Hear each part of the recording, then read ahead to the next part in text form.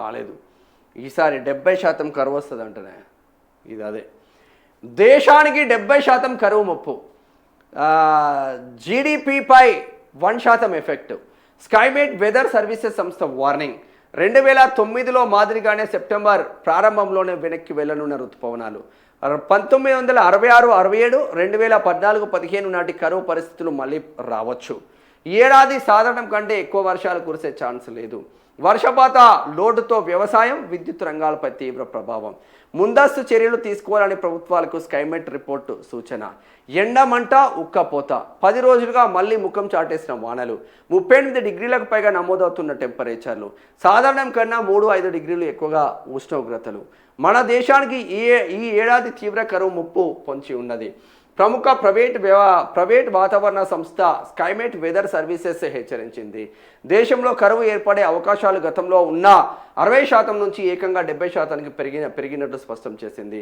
ఈ పరిస్థితులకు ఎల్నినో ప్రభావంతో పాటు జూన్ నెల నుంచి వర్షాలు సరిగా కురవకపోవడమే ప్రధాన కారణమని పేర్కొంది.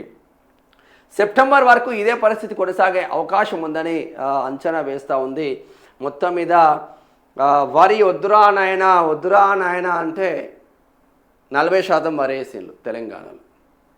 దేశవ్యాప్తంగా వివిధ రాష్ట్రాలలో ఒకరు జొన్నలు వేస్తారు, ఒకరు గోధుమలు పండిస్తారు, ఒకరు డిఫరెంట్ పంటలు పండిస్తారు. కానీ మన రాష్ట్రానికి సంబంధించి చూస్తే ఎల్నినో ఎఫెక్ట్ పూర్తిగా స్పష్టంగా కనిపిస్తూ ఉన్నాయి. ఇప్పటికీ మెదక్ జిల్లాలలో పంటలు నెర్రలు వారుతున్న పరిస్థితులు ఉన్నాయి. సంగారెడ్డి జిల్లాలలో పంటలు నెర్రలు వారుతున్న పరిస్థితులు ఉన్నాయి. ఈరోజు దీనిపైన మా రిపోర్టర్లకు కూడా ఒక్కసారి రైతు పంటల దగ్గరికి వెళ్ళండి, ఎట్లా ఉంది పరిస్థితులు ఏంది అనేది పూర్తిస్థాయి ఒక వీడియో రూపకంగా చేయండి. రైతుల పక్షాన నిలబడండి. మరి నిజంగానే గ్రౌండ్ వాటర్, ఇప్పుడు వర్షం పడితేనే కదా గ్రౌండ్ వాటర్ ఉండేది. నువ్వు 200 ఫీట్లు, 300 ఫీట్లు, 400 ఫీట్లు, 500 ఫీట్లు వేసినా కూడా నీ గ్రౌండ్ వాటర్ రాలేదు అంటే మరి ఎడజొస్తాం మనం. అందువచ్చే వాటర్ ఎఫెక్ట్ ఎక్కువగా ఉండే ప్రమాదం ఉంది. రైతులు నిండా మునిగే ప్రమాదం ఉంది. కరువు వస్తే మాత్రం దారుణమైన సిచ్యువేషన్స్కు వెళ్తారు అని ఇంకొక చర్చ జరుగుతుంది. మరి కరువు పరిస్థితులను ప్రభుత్వాలు ముందే అంచనా వేసుకొని